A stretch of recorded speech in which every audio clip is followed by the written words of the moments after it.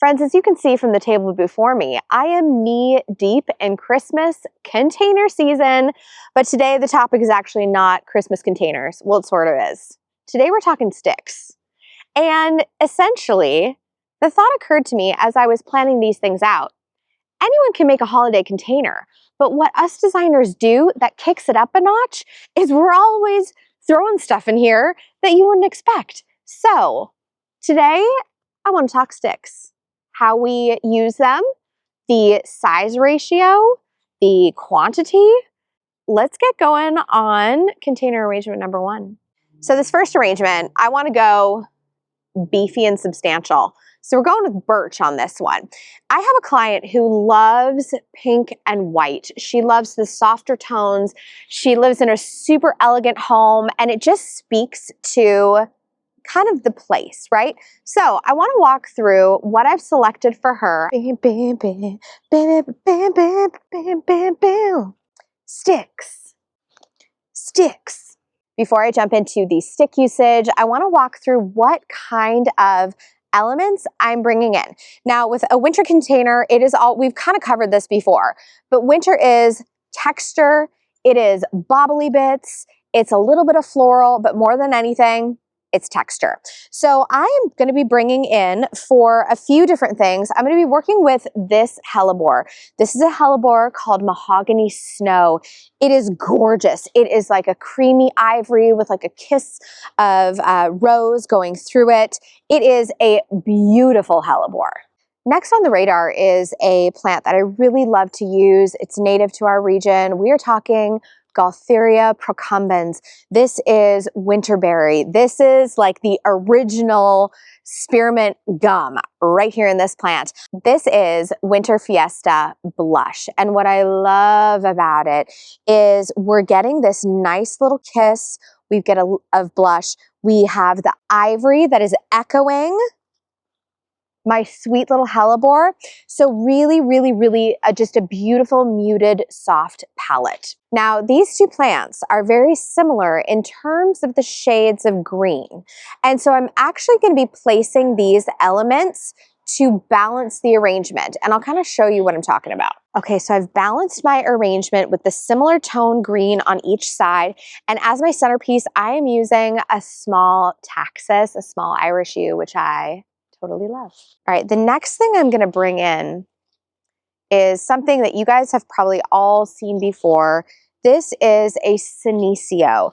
This particular one is silver dust, and I use this a ton. However, when I'm doing a holiday container, I actually choose something that's a bit bigger because I know that the time in which this is going to put on growth is really not even going to be until after the new year, until after we start to warm up a little bit. So I bring something beefy here too. The other reason I do something beefy is I need something with some scale to cut the height here, right? So I have a super tall skinny element, and I really need my mid-story to be maybe about a third to half at least. Okay, so we've got our little elements here. We've got our cute pinky bits. Looking gorgeous so far. Okay, now I'm just doing this demo because these plants are gonna go live in someone else's garden, but I want you to kind of get a good idea of how I'm building this and what I'm using. Next texture piece. This is Rainbow Leucothaway. Rainbow Leucothaway is one of these elements that I refer to as a marrying element. Now, you see me do this a lot with florals where I'm combining a couple different colors, but this time I'm doing it with foliage. So as we look at this, you can see we've got that dappled white leaf. The new stem has a little bit of that rosy pink in it. And so I'm actually going to place this right here in the middle, because what it's doing is it's marrying the white down and it's marrying my rosy hues down to the center point. So I'm going to move this down here. If you look over here, do you see how I'm getting a little bit dark here? And then also on this side, do you see how I'm getting a little dark here? This is where I want you to think of your chartreusey bits, right? So this is a Coluna, this is a Heather, and this one is called Barcelona. Barcelona is an amazing little highlighter. And do you see how, like, when I add this here going through the hellebore, all of a sudden it makes just a little bit more sense. It gives some vibrance of a backdrop to this dark green. I think it's time to bring in a couple florals. And then I'm gonna bring in some of my sticks and I'm gonna show you how I'm gonna use them. So for this container, because we are going with this very white and pink theme, I'm going to utilize this little pansy. This is Delta Premium Pure White. Funny enough, this white is actually a little bit softer than my usual penny white viola that I really like. So in this application, I love to use something like this because we have a bit of a softer white coming through in the Gaultheria and in my hellebore. Okay, I think I'm gonna put one more back here. Okay, and I think what I'm gonna do is I'm gonna use these elements over here to anchor my stick moment. Like we talked about, winter is all about texture, and sticks hit that right on the nose. So you can see I've kind of built a bit of asymmetry here. My Gaultheria is lower, my hellebore is higher. Now, you know that I don't like samey, but I do like a sense of balance. So I'm gonna put my sticks right here. Now, when you're doing sticks, we are not gonna use one stick. This is weird. This is awkward. Likewise, we are not gonna do this. This is antenna. I see this a lot. This is not a power move. This is weird. This reminds me of growing up in the 80s and watching TV in my house. Okay, we're going to use the power of 3. What I also want you to keep in mind is all 3 are not going to be at the same height. We want them in staggering heights. So when you're using a larger stick like a birch, you're actually going to use a hori-hori or a small shovel because you're going to need to place it pretty far down in your soil. Okay, and I start with the one that is the furthest down and the furthest forward, okay? Next, I'm gonna bring in this little guy in the back. And oh, by the way, kind of pro tip, do you see like the little knobbly bits where maybe they've taken off a branch? You just wanna make sure that you don't have that right at the top where it's super visual. And we have one last stick going in. Do you see this little cut bit? I actually am going to face that towards the back because I really like how the birch bark looks here. All right, so got my birch settled in here. By the way, birch, you can pick this up if you have a friend who's trimming their birch tree. You can pick them up at floral supply shops. Sometimes your grocery store will even have assorted twigs for you to choose from. You know, I have never seen birch at like Michael's or anything like that, but it's always worth a gander. Okay, now to help settle these into place and provide some vibrance, I'm actually going to take my Selaginella and I'm going to pop it back in here because it really bounces off this. And then I would take a little tiny pansy and throw it right in there. Okay, and here we are using sticks in a white and soft pink Christmas arrangement. To give you another example of how we might play with sticks within this arrangement, I want to bring in some sticks that I got just at Michael's. They were on super duper clearance, and these ones are birch twigs that have a wee bit of glitter on them. So they aren't super in your face, but I did want to trade it out just so you can see what this might look like. So before I pull these birch mini logs, I want to talk a minute about ratio, right? You can see I've got a tall centerpiece here, and really this is taking up about 2/3. Any taller, and it's gonna look out of whack, right? What I'm doing is I'm bridging my elements. So check it out here. We've got low, we've got a little bit taller, we've got a little bit taller, we've got our tallest, and then we have our centerpiece. I am literally working our way up. So do you see how like this is like the next hopscotch up? This is what we're going for, but we really don't want this top piece to be any taller than about 2/3 of our centerpiece. That's just kind of like what my eye goes to as a good approximation. So I'm going to pull these mini logs and I'm going to show you what I might do with a more delicate bundle of twigs. I'm going to go ahead and position these one by one, but do you see what's going on here? I am way taller than my centerpiece, which is not what I want. So actually what I will probably do is come in and cut off at least a foot. And now when I come in here, now we're at that perfect height that I was talking about. And then like we did with these other birch twigs, what are we calling them? Are we calling them twigs or logs? Bam, bam, bam. Sticks. I'm going to place a nice little grouping. So I'm going to have tall, this one actually I'm going to pull down and have this be my medium and then this be my small guy. And I'm still going to take my little moss and tuck it in back because I think it's a really great way to add depth and dimension. One thing I might do you see how feels very flat like a fan? I'm actually going to rotate because I think that it loses the naturalness of it. So I'm going to rotate these and kind of splay them out a little bit. Now, this is definitely a more delicate look, but you can see like we're just adding so much texture to this arrangement. Just one little idea to kind of give you an example of the different ways that you can play with sticks in arrangement. Okay, guys, this is actually going in one of my clients' pots. They have these huge containers, like 3 feet by 3 feet, like giant square ones.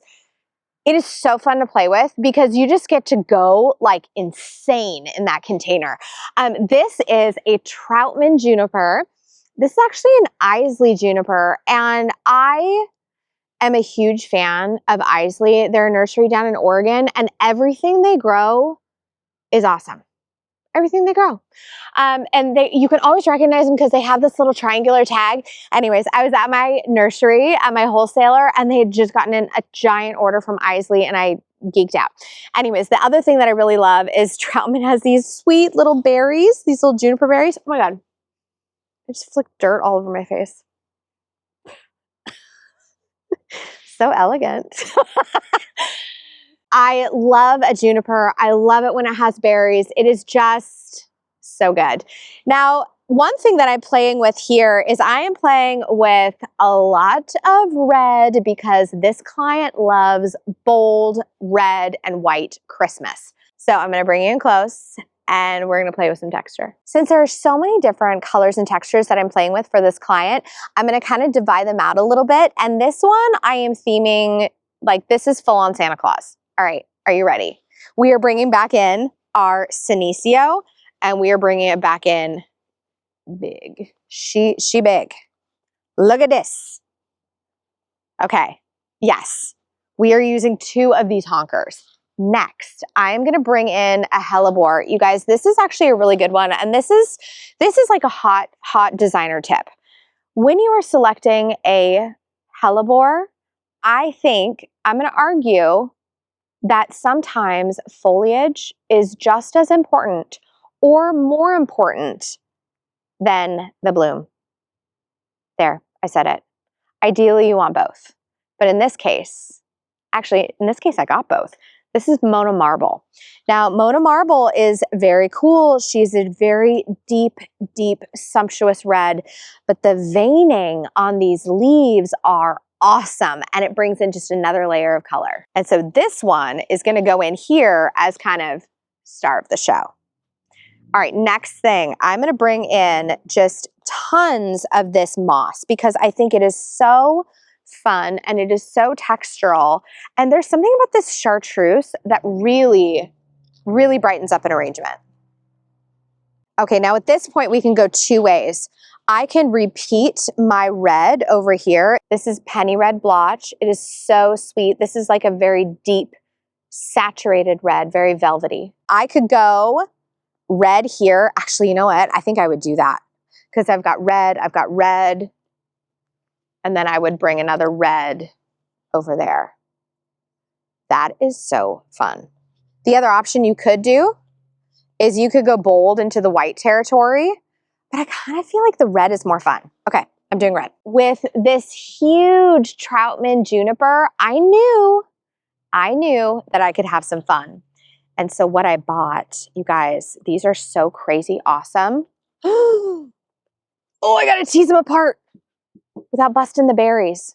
Okay, I was at Wells Medina, which is a nursery in Medina, which is part of Bellevue, Washington, and they had Ilex branches. Look at these gorgeous things. So the really fun thing about these Ilex branches is they are so big. And so with these ones, because they are so big and because they have so much great volume, I'm going to use these as another layer. But instead of just going off of one side, I'm going to go all the way around, you guys.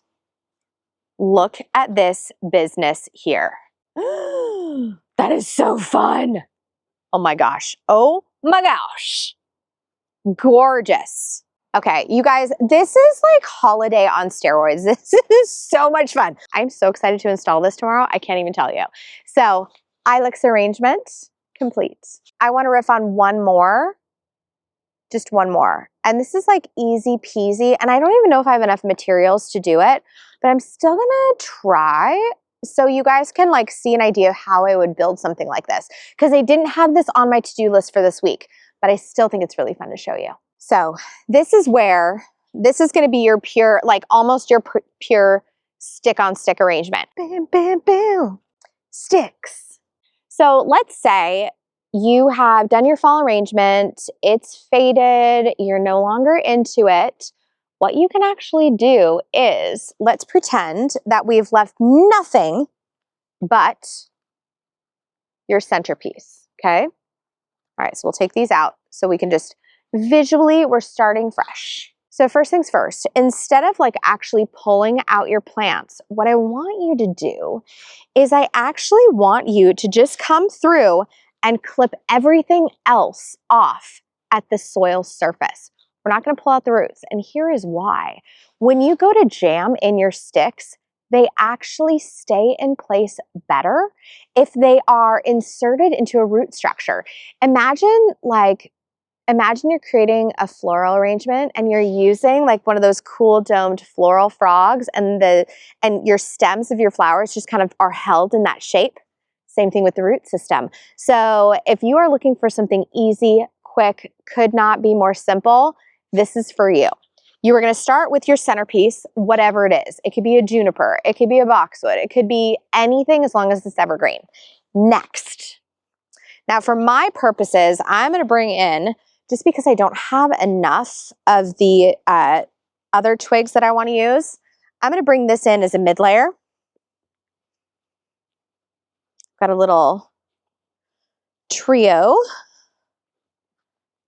of Senecios here. Next, we're going to bring in our stick game. And again, we're building to about that 2/3 level. You could go a little bit lower, but no more than 2/3 in height.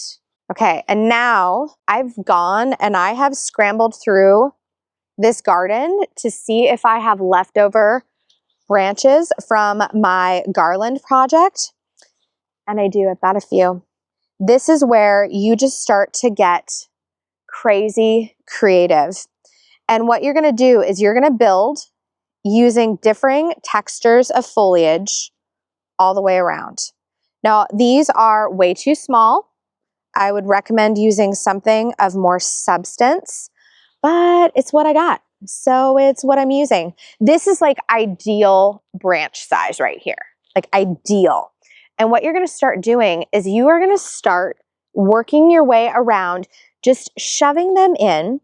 And what I like to do when I do kind of this move, which is like so simple and easy, is I start with my floppiest bits at the bottom. So think like a bough of cedar, or like these little branches here, these Doug firs that are really loose and really droopy. You start with kind of those most droopy elements first, and then you work to things that are like a little bit more stiff as you go up. Now, by no stretch of the imagination is this complete or perfect, but I was just sitting here doing this and I was like, oh my gosh, here is another instance where designers literally are shoving sticks in a container and it looks awesome. It looks baller. I mean, this is probably maybe only a fraction, like a quarter of what I would use. I would literally use 3 times this amount, and I would make sure that my drape is going down at least 6 inches, because I think that adds such drama and interest.